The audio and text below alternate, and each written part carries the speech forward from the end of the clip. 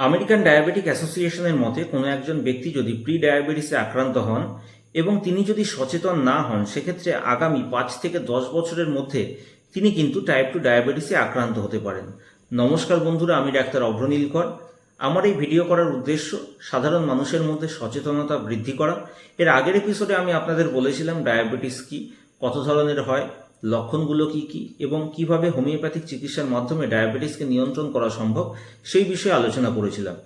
আজকের এই এপিসোডে আমি আপনাদেরকে বলবো প্রি ডায়াবেটিস সম্পর্কে এবং কোনো একজন ব্যক্তি যদি প্রি ডায়াবেটিসে আক্রান্ত হন সেক্ষেত্রে কি কি সচেতনতা তার অবলম্বন করা উচিত এবং হোমিওপ্যাথিক চিকিৎসার মাধ্যমে কিভাবে টাইপ 2 ডায়াবেটিসকে প্রতিরোধ করা সম্ভব সেই সমস্ত বিষয়ে আলোচনা করব। দেখুন, প্রথমেই একটি কথা আমি আপনাদের বলেছি, আমেরিকান ডায়াবেটিক অ্যাসোসিয়েশন যে নতুন তথ্য আমাদের সামনে তুলে ধরেছেন, তারা বলছেন যে কোনো একজন ব্যক্তি যদি প্রি ডায়াবেটিসে আক্রান্ত হয়ে থাকেন আগামী 5 থেকে 10 বছরের মধ্যে তার টাইপ 2 ডায়াবেটিসে আক্রান্ত হওয়ার সম্ভাবনা কিন্তু অনেকটাই বেড়ে যায়। এখন আপনি কি করে বুঝবেন যে আপনি প্রি ডায়াবেটিসে আক্রান্ত? যদি দেখা যায় আপনার ফাস্টিং ব্লাড সুগার লেভেল 100 থেকে 125 mg/dl এবং HbA1cর মাত্রা 5.7 থেকে 6.4 এর মধ্যে রয়েছে, তাহলে কিন্তু বুঝতে হবে যে আপনি প্রি ডায়াবেটিসে আক্রান্ত এবং আপনি যদি সচেতন না হন সেক্ষেত্রে কিন্তু আপনি পরবর্তী সময়ে টাইপ 2 ডায়াবেটিসে আক্রান্ত হতে পারেন। এখন সচেতন আপনি কিভাবে হবেন? যদি দেখা যায় আপনার ওজন বেড়ে যাচ্ছে সেক্ষেত্রে কিন্তু অবশ্যই আপনাকে প্রথমেই ওজন নিয়ন্ত্রণ করতে হবে।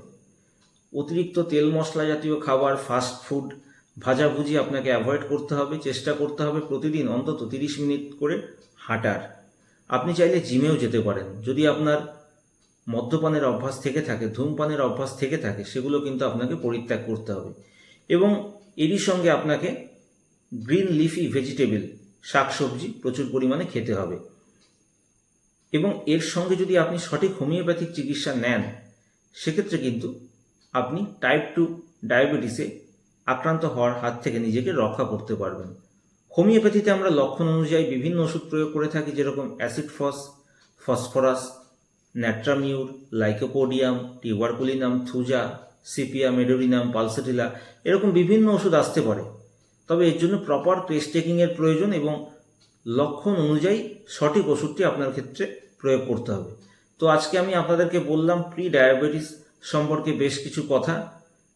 প্রি ডায়াবেটিস বলতে কি বুঝি সেই বিষয়ে বললাম। তো আরও একটি কথা বলবো যে আপনার বয়স যদি 40-এর ঊর্ধ্বে হয় সেক্ষেত্রে কিন্তু চেষ্টা করবেন অন্তত 6 মাসে একবার আপনার ফাস্টিং ব্লাড গ্লুকোজ লেভেল এবং HbA1c পরীক্ষা করানোর। এবং যদি আপনি দেখেন যে আপনি প্রি ডায়াবেটিসে আক্রান্ত সেক্ষেত্রে কিন্তু প্রতি 3 মাস অন্তর আপনাকে এই পরীক্ষা করতে হবে এবং নিকটবর্তী হোমিওপ্যাথিক ডাক্তারবাবুর পরামর্শ নিতে হবে। আপনার খাদ্যাভ্যাস, জীবনযাত্রায় কিন্তু আপনাকে পরিবর্তন আনতে হবে। আমি পরবর্তী এপিসোডে ডায়াবেটিস পেশেন্টদের খাদ্যাভ্যাসের কী পরিবর্তন আনা উচিত, কোন কোন খাবার খাওয়া উচিত, কোন কোন খাবার বর্জন করা উচিত, সেই সমস্ত বিষয়ে আলোচনা করব। এবং এই ডায়াবেটিস সংক্রান্ত বিষয়ে যদি আপনাদের মনে কোনো প্রশ্ন থেকে থাকে তাহলেও কিন্তু আপনারা চাইলে স্ক্রিনের ওপর দেওয়া হোয়াটসঅ্যাপ নম্বরে আমার সঙ্গে যোগাযোগ করতে পারেন। তো আজকের এপিসোডটি আপনাদের কেমন লাগলো অবশ্যই আপনারা কমেন্ট করে জানাবেন। আজকের এপিসোডটি যদি আপনাদের ভালো লেগে থাকে তাহলে অবশ্যই ভিডিওটিকে লাইক করুন, শেয়ার করুন, আমার চ্যানেলটিকে অবশ্যই সাবস্ক্রাইব করুন এবং নোটিফিকেশন আইকনটিকে প্রেস করুন। আপনারা সবাই সুস্থ থাকুন, ভালো থাকুন।